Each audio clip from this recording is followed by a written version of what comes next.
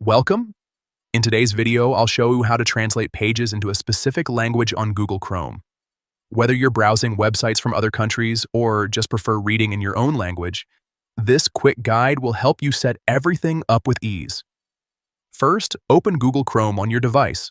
Once you're in, look to the top right corner of your screen and tap the three dots that's the menu button. From there, select Settings. This is where you'll find all the options to customize how Chrome works for you. Now, scroll down until you see the section called Languages.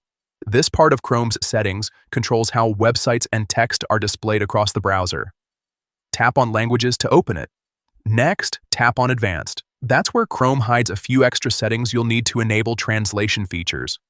Once you're in the advanced options, find the setting that says Translate into this language. Tap on that and you'll see a list of available languages appear. Here's where you can choose your preferred language.